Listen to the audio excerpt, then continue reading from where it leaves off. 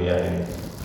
Amin ya Allah, amin ya Rabbal Alamin. Bapak Ibu, subuh ini kami ingin mengajak kita untuk melihat firman Allah dalam surah Al-Anfal, surah ke-8 ayat 33. Sering kami katakan, bahkan berulang-ulang Bapak Ibu, Al-Quran ini pedoman hidup kita, petunjuk hidup kita. Kalau kita hidup di atas petunjuk, di atas pedoman itu tidak akan sesat-sesat kita Bapak Ibu. Kemanapun kita pergi Bapak Ibu tidak ragu kalau ada petunjuknya. Apalagi sekarang ini teknologi yang canggih Bapak Ibu, ada pula Google Map ya. Di kampung manapun dia tinggal, kalau ada Google Map itu kita akan tahu, akan ditunjukkan. Seperti itu Al-Quran Bapak Ibu.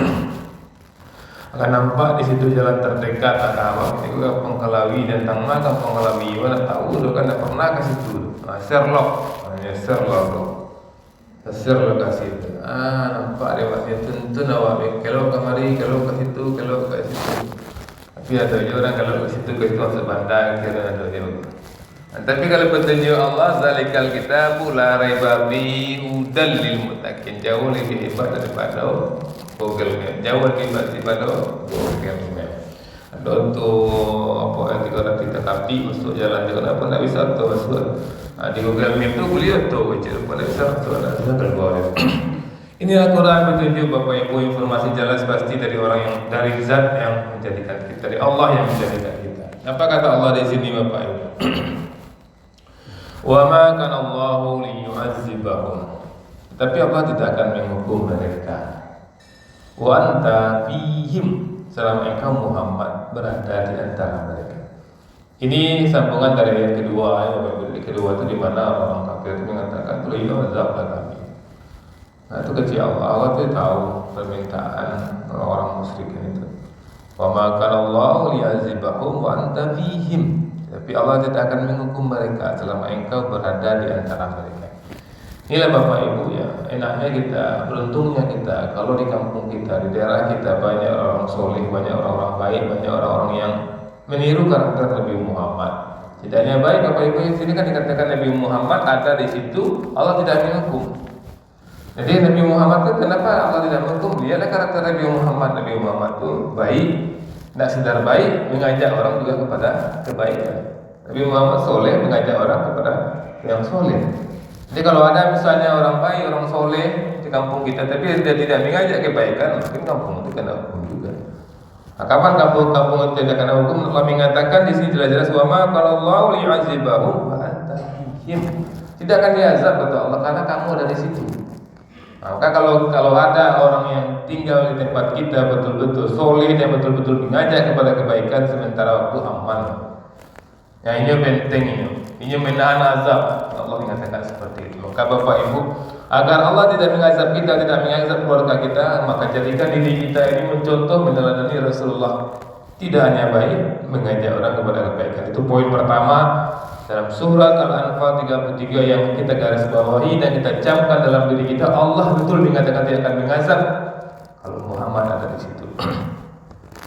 Wa ma kana Allahu mu'adzibahum, dan tidak pula Allah akan menghukum mereka.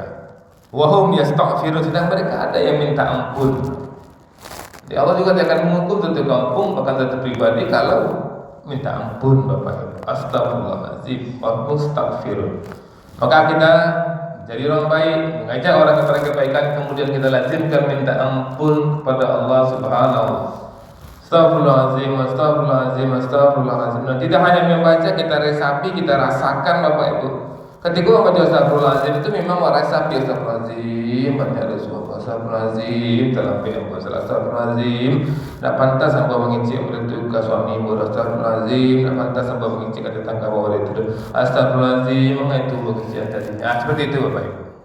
Astagfirullahaladzim, astagfirullahaladzim. Jadi buat astagfirullahaladzim. Nampak ujang lewat cari dia kemana ujang buat sahabat. Tak mana pun. Bisa Astagfirullahaladzim itu serius meminta kepada Allah, minta ampun kepada Allah. Allah tidak mengazab mawad Bapak Ibu.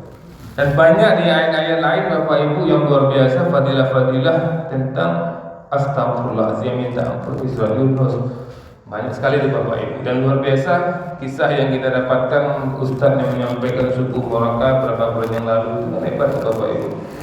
Kisah nyata Bapak Ibu yang sudah dengar kita semua. Biar kita tutup dengan pengajian subuh ini dengan kisah itu, biar kami ulang. Di mana ada seorang nenek di kampung, sebenarnya kampung. Jadi kalau Boronawak misalnya di kejadian di Timur Tengah di Mesir Bapak Ibu.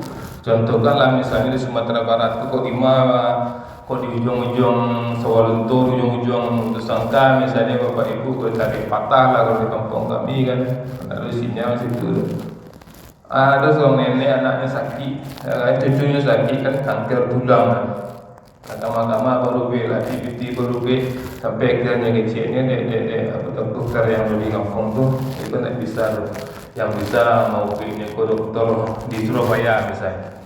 Sama dokter ini banyak ahli tulang pak, sakit yang model itu ibu pak, lah banyak menyehatkan. Tapi yang cucu ini itu nak dokter yang bisa, sama dokter tidak bisa guna alatnya kan ada pun. Betul lah mungkin kita sebab di kampung sejauh itu. Tapi memang itu kan baca Quran tu lah mana ni baca Quran. Baca Quran tak banyak kajian-kajian keanehan dari Quran. Seperti di surat Nuh itu kan orang berkata kampung pun nak turun hujan doh.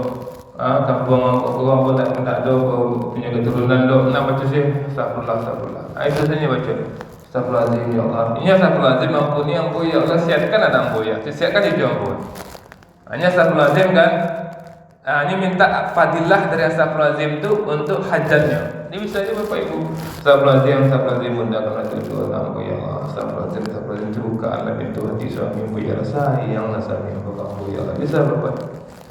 Jadi nenek itu ketika itu astagfirullahaladzim cari tujuannya astagfirullahaladzim itu saya amalkan dari Bapak Ibu. Nah, singkat cerita Bapak Ibu ya kak panjang pengen cerita sedikit. Jadi ada seorang dokter Bapak Ibu ya, yang dokter ini mau pergi seminar. Dia mau pergi ke seminar, contohkan Ustaz contohkan pergi seminar di Pekanbaru. Apa ilahnya ke seminar itu naiklah pesawat. Rupo di Padang misalnya di Padang bermasalah pesawat tu. Bermasalah pesawat tu mendarat tidak di tempat tujuannya di Pekanbaru itu di mendarat di Padang. Tiba di Padang lah gagal rasanya sampai seminar mah. Itu ada kecil kawan bisa tak jauh dari darat mah.